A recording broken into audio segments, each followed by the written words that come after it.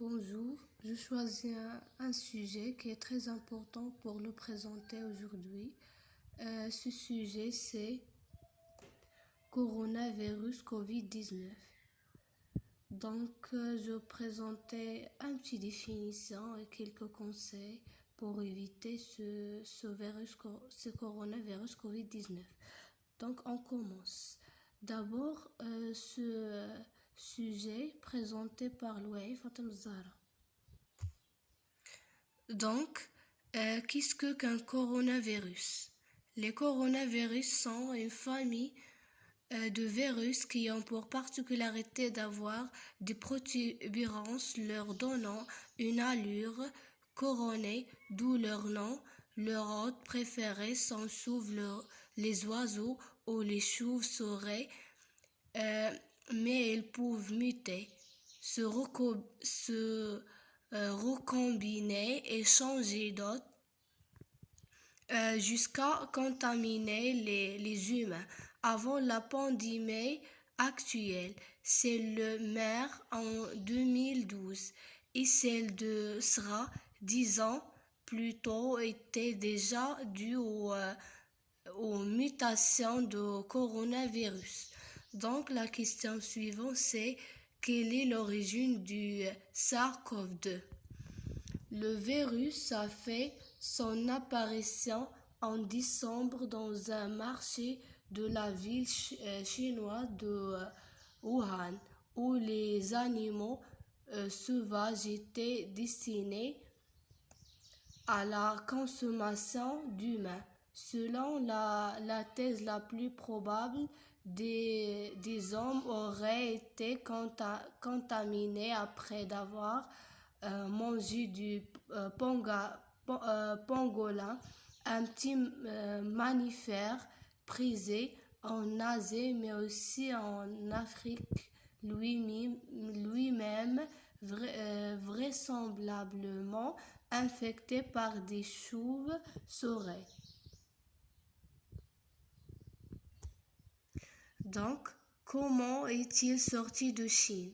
Le virus se transmet d'homme à homme et c'est donc à travers les déplacements humains que le virus est sorti de Chine. En 2 mois, il s'est peu à peu répandu dans près de 200 pays ou territoires. La France a été le premier Européen comptant des personnes malades sur son sol le 24 janvier. Donc la question suivante c'est quelle est sa période d'incubation? Les recherches semblent d'accorder sur une période moyenne d'incubation à 6 jours et maximale à 14 jours. Il se pourrait cependant qu'il existe quelques cas exceptionnellement plus longs. Un septuagénaire chinois de la province de Hubei aurait ainsi développé des symptômes après 27 jours d'incubation. On passe à la question suivante. C'est quels sont les symptômes? Donc, quels sont les symptômes? Les principaux symptômes d'infection sont les difficultés respiratoires, la fièvre supérieure à 38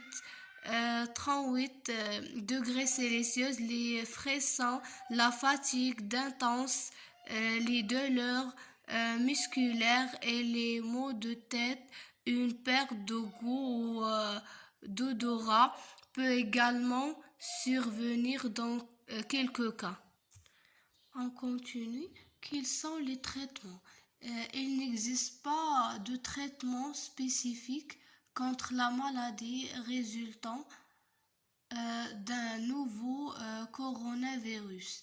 Précise l'homme, seuls les symptômes peuvent être traités.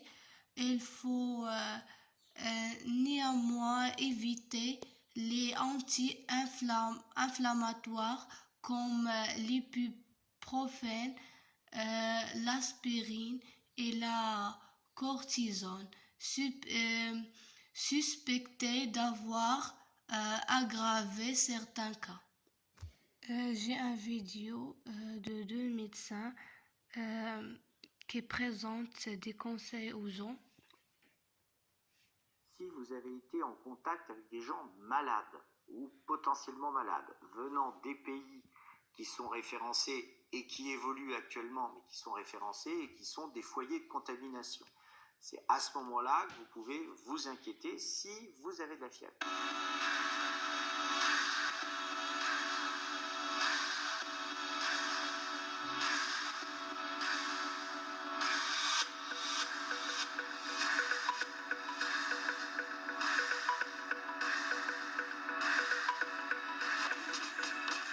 Premièrement, se laver les mains très régulièrement.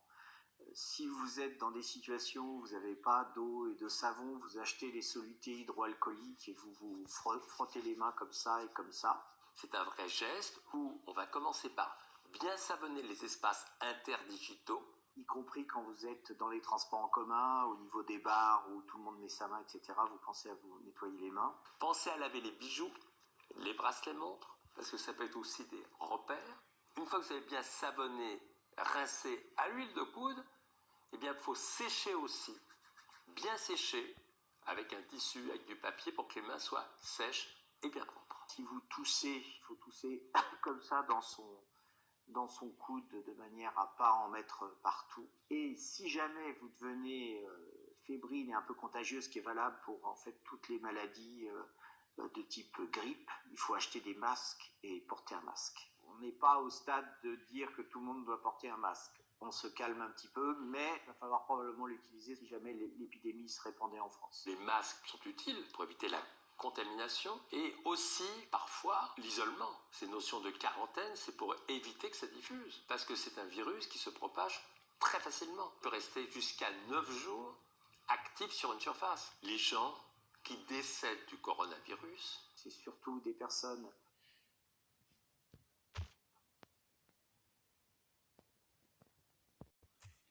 Donc à la fin de vidéo, je veux dire que ce malade, ce virus, il est très très dangereux, surtout pour les gens qui ont âgé.